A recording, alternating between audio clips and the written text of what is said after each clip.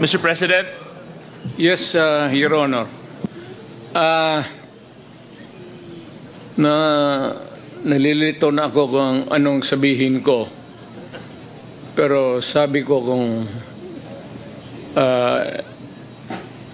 if I'm lying or if my statements are falsely... Grabe si Trillanes ito, makatingin kay Duterte. Parang, ewan ko. Trillanes, tanong lang. Yung pagtingin mo ba dito, may kasamang pagnanasa o wala? Hindi, baka sabihin nyo naman, di wala ko sinasabing bakla siya. Pagnanasang siraan. Kayo naman talaga, oh. Gago! Hindi kasi yung talagang... ano kaya yung pagtingin niya ng gano'n? Oh. Sinusubukan niya sigurong i-intimidate si Pangulong Duterte. Basta meron siyang pagnanasa. Di lang natin alam kung anong klaseng pagnanasa yun, ha? Stated if there is an iota of magbigti ako.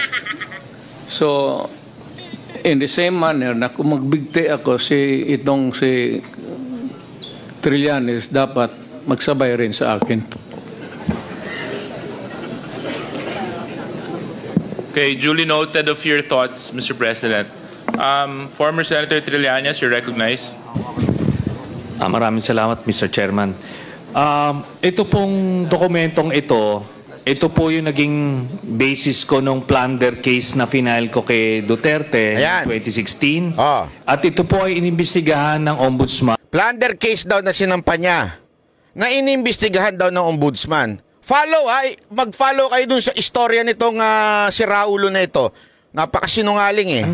At ang Deputy Ombudsman, Arthur Carandang, and I think the Quadcom can invite him, siya ang nag-conduct ng investigation, humingi siya ng dokumento sa AMLAC at kinonfirm niya. And because of that, tinanggal ni Duterte si Deputy Ombudsman.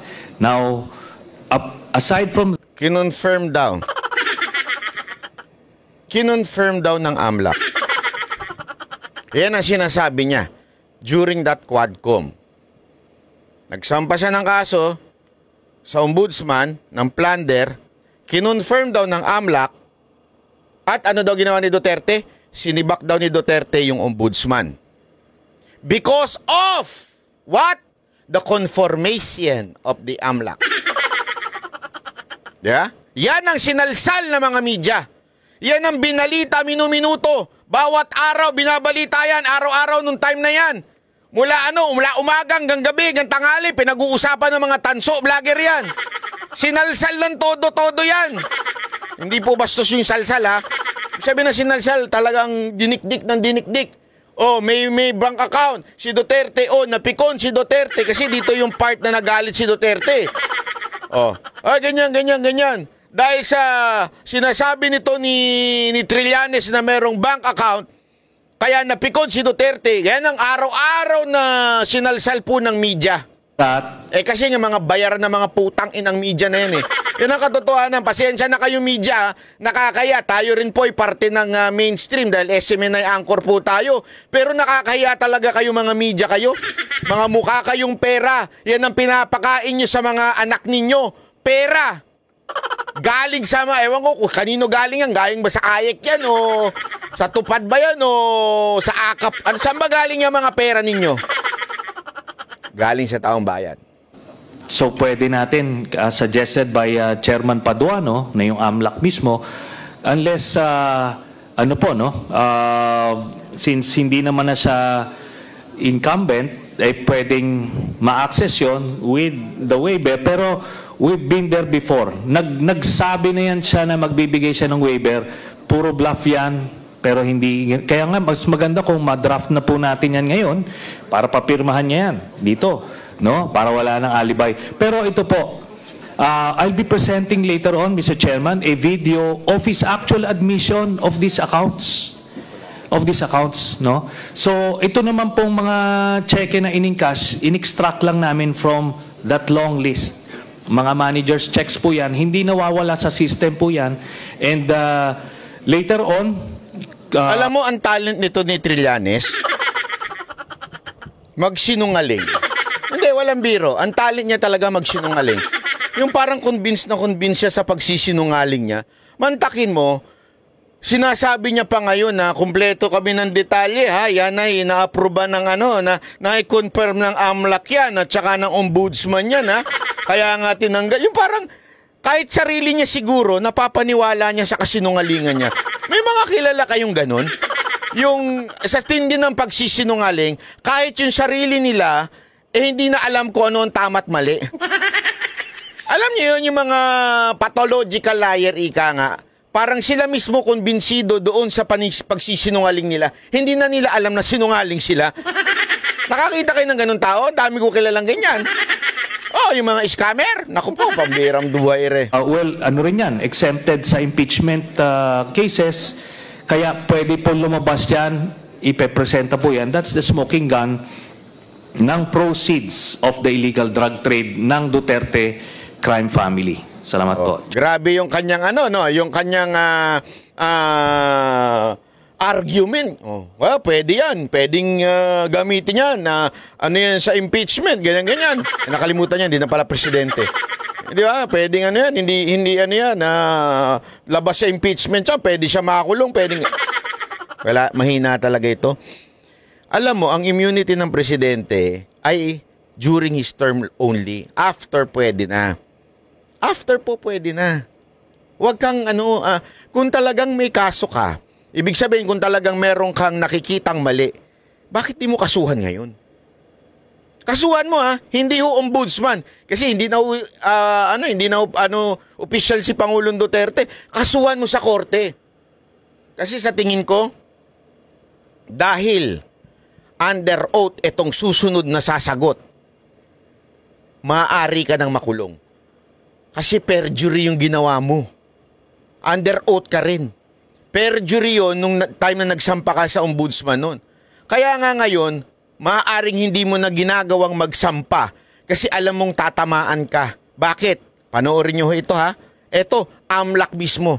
AMLAC mismo nagsabi na sinungaling ito si Trillanes. Source of the documents or information shown by Senator Trillanes in 2016. And in September 2017, Mr. Chair, the AMLC also issued another public statement denying that we are the source of the documents and information attached by Senator Trillanes in the complaint he filed before the Ombudsman. And so, dininay na daw yung sa 2016, 2017, doon sa Ombudsman, dininay din nila. Ibig sabihin, walang kinalaman ng AMLAC, di ba? Ibig sabihin, yung sinasabi ni Trillanes na parang kinukonfirm ng AMLAC, hindi ho totoo.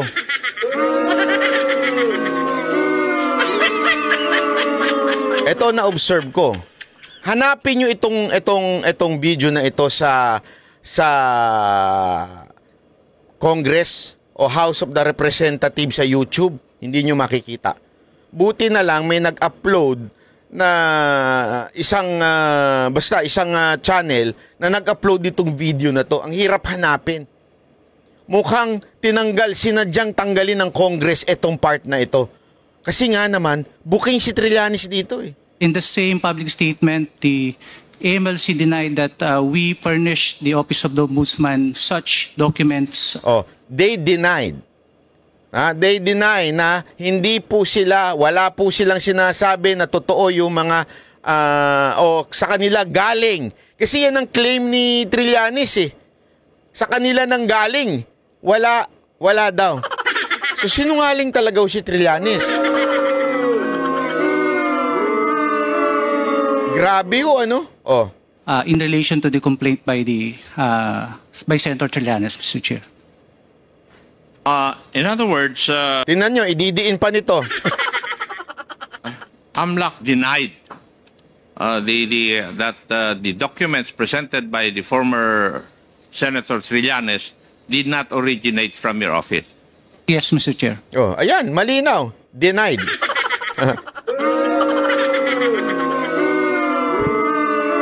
Eto kung ang media talaga ay patas at hindi bayaran, hindi mo nga ito nakita sa balita eh. Alam nyo kung saan nyo lang makikita to? sa mga TikTok, sa YouTube, o di kaya sa ibang social media platform, doon mo lang makikita to. Dininay ng AMLAC na sa kanila galing yung source. Dininay ng AMLAC yung document na yun na sinasabi ni Trillanes galing sa kanila. Oh.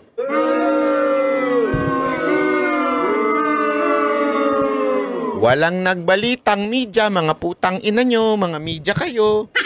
Sorry, pero totoo talaga, kayo ay mga pinaka number 1 na sinungaling sa Pilipinas. Kayo mga media noche, na mahilig sa pera, mga bayarang animal. Kayo ang talagang salot sa lipunan na ito. Hindi nyo man lang ibalita na totoong ang sinasabi ng AMLAC na walang ganyang account. Na dinideny nila na sa kanila galing yung sinasabi ni Trillanes. Araw-araw niyong binalita yan sa Quadcom after nung Duterte nagpunta sa Quadcom, araw-araw niyong binabalita yung bank account eh. Tingnan ninyo sa social media, nakikita mo yung mga report ng media. Pero ito hindi niyo man lang ni-report. Oh, anong tawag sa inyo? Bayaran. Prostitute. Mga pokpok. Pokpok kayo ng mga bayarang mga politiko nagbabayad sa inyo. Ano ibig sabihin ng pokpok? Binibigyan kayo ng pera para ilabas yung gusto nilang ilabas. Di ko alam kung ano yung gusto nilang ilabas. Kaya pokpok kayo. Kayong mga media. O tuloy. May the Quadcom committee, Mr. Chair,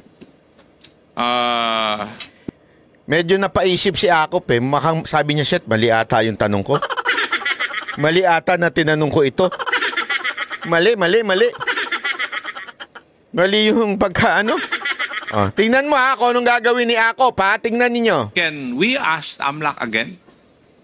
Since this has come out already in the open. Can we ask the AMLAC again? Na mag-imbestiga daw? Sir, anong klaseng tanong yan? Nag-imbestiga na nga sila eh. Dininay na nga nila, inulit pa nila ngayon, tapos sasabihin mo, can we investigate again?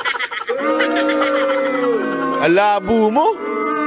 Para lang maitama yung tanong mo na sumabit ka dahil napahiya si Trillanes, kailangan mong sabihin na, pwede ba imbestigahan natin to uli? In the committee hearings of this committee, can the AMLAC conduct an investigation proper insofar as the allegations of the former senator is concerned? Mantakin mo ha, pinasinungalingan niya na nga yung sinasabi ni Trillanes. Inulit-ulit niya pa. Tapos sasabihin mo ngayon, pwede mag-imbestiga tayo uli?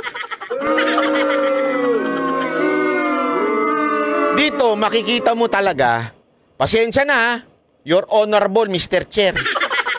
Bias kayo sobra. Sana, ang tanong mo, ganun ba? So, hindi pala totoo yung sinasabi ni Trillanes. O di sana, binalikan niyo si Trillanes. Trillanes, nandyan siya niyan eh. Hindi pala totoo yung sinasabi mo eh. Ano yung sinasabi mo? Bakit din? Eto ha, literal. Nahuli nyo nagsisinungaling. Bakit hindi nyo kinontempt si Trillanes? Mr. Chair, bakit hindi nyo kinontempt? Mr. Chair, ano ginawa ninyo? Kesa na sa ikinontempt ninyo si Trillanes, pinaulit-ulit nyo pa, gusto nyo pang sabihin, pwede ulitin natin investigasyon?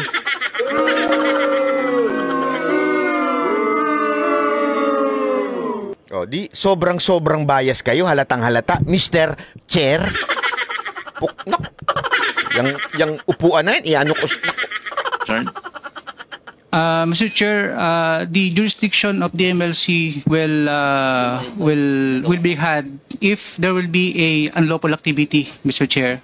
So, if there will be an unlawful activity that will be filed, then it is the mandate of the AMLC to conduct a financial investigation, Mr. Chair. Buti na lang matalino to. Sabi niya, kung merong unlawful activity, ibig sabihin may perang kaduda-duda na nangyayari. Okay? And someone will file, di ba, a case or file something, then pwede. Pero yung uulitin mo, yung sarado ng kaso, yung sarado ng issue, uulitin mo lang kasi gusto nyo salsalin pa, hindi na pwede yun, sir. Anong klase kayong congressman, sir? Your Honorable Mr. Chair. Anong klase kayo, sir? Booking na, ipagpipilitan nyo pa, sir. Booking na, booking na. Sir, na-booking na bias kayo, sir. Yun na to, na-booking na bias kayo. Booking, sir? Hindi, di ba ho?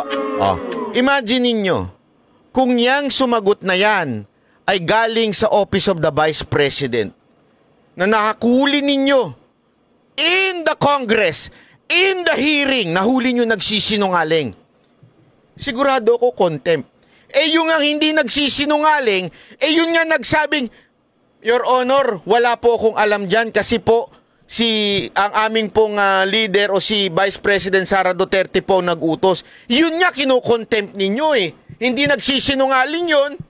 Hindi lang niya masagot kasi wala siyang kaalaman. Kinontempt nyo. Si Trillanes, huli nyo nagsisinungaling, hindi nyo kinontempt. Ano tawag sa inyo? Ha? Ano tawag sa inyo? Oh, namumuliti ka. Hatalatang bias kayo.